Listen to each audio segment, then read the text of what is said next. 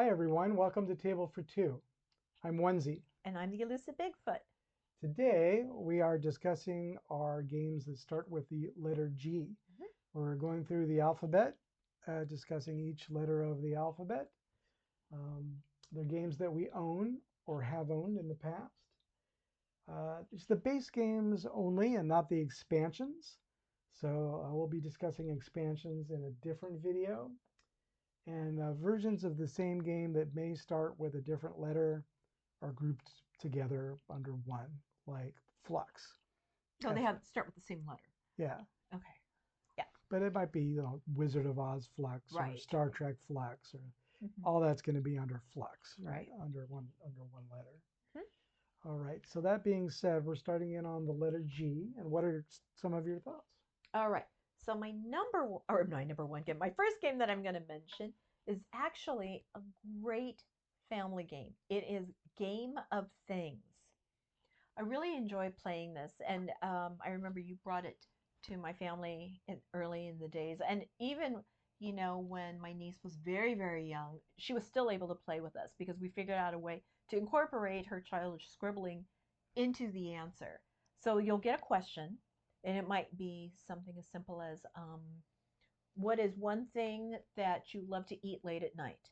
Then everyone writes an answer down, and then someone will read all the answers, and then one at a time, somebody will say, I think it's this person. When it's your turn, I think it's this person, and you are either right and you get that piece of paper, or you're wrong and the turn passes. So it's just a great way of getting to know each other. It's either called the Game of Things or the Box of Things. It's a Game of Things. Game of Things. Game of Things. All right. Up on my list is Great Wall.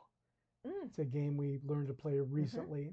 It's quite a complex game. There's a lot to set up and a lot to know, a lot of pieces. But the theme of the game basically is that the Great Wall has fallen into decline, and the players are attempting to rebuild it before the invading hordes take over China. Right? So you have warriors, archers, soldiers, horsemen, things like that, and laborers trying to build the Great Wall. You have a foreman who's overseeing building sections of the wall. The more higher up you build the wall, the more people you can put on the wall. And more defense you have. More defense you have. So there's just a lot of layers to this game. It's very beautiful, and it feels like you're doing those things when you're playing the game. Yeah. It can be a competitive game, but at the same time, you also feel like we're trying to build the wall together. Yeah, it's definitely is it a co-op game? I think it is a co-op. It's co-op in terms of we want to build the wall to keep from dying. Right, but whoever has the most points is going to win the game. It's co-opetition. It's a co-opetition. I really, really love this game. It took us a long time to learn how to play the game and to figure it out. It's a complex game. And when we first played it, we had such low points. I think we kept dying in the beginning before we started getting into the rhythm of the proper order of doing certain things so that you have a running start at being able to build up some of the wall that would, because if you put up the barricades, which is the cheapest protection to build, those get knocked down.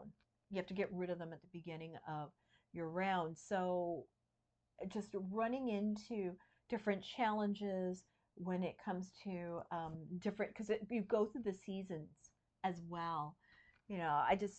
There's so much to think about on this game, but it is a fun, beautiful game. Great Wall. Yeah. Okay, my next game is Gloomhaven. Ooh, that's not on my list. Okay, so I really enjoy this game.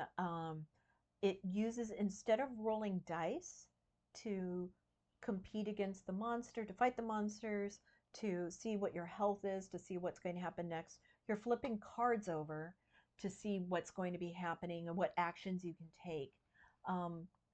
One of the versions, The Jaws of the Lion, gives you a spiral-bound book that has a bunch of maps in it. So if you're first learning, I definitely suggest getting something like that. But it's just so much fun as Gloomhaven.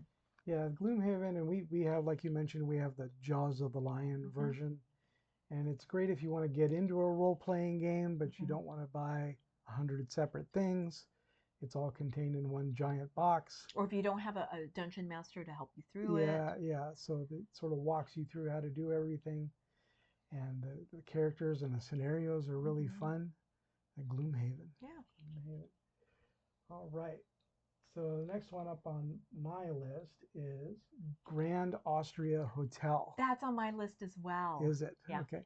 So Grand Austria Hotel is also a little bit of a complex game, but you're basically play the owner of a hotel, and you're trying to house and satisfy your guests. And as you do that, you're scoring points. You have to get ingredients for the things they like to eat. You have to find a place for them to stay, make sure they're on the right floor. If you build a certain pattern of people staying on a certain floor, you can score points that way. But Grand Austria Hotels, very fun. I really love this game. For me, it wasn't so hard to learn how to play it.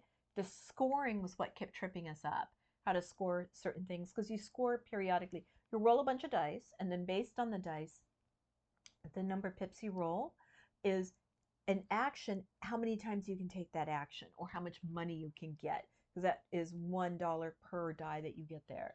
So, such a beautiful game.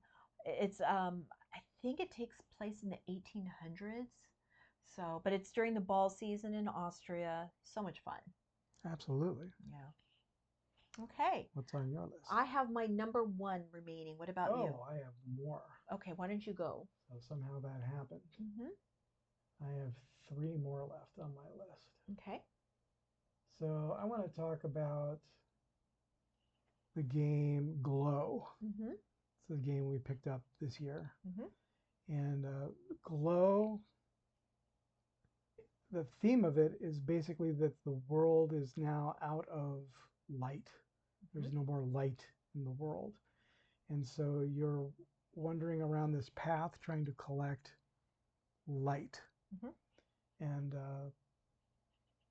you want to make sure you have enough light to cover all of the characters that you acquire throughout the game. The fireflies. Yeah, fireflies. So you get these helpers to help you during the game, cards, and you want to make sure you have enough fireflies so that there's enough light for these people, because light is kind of life.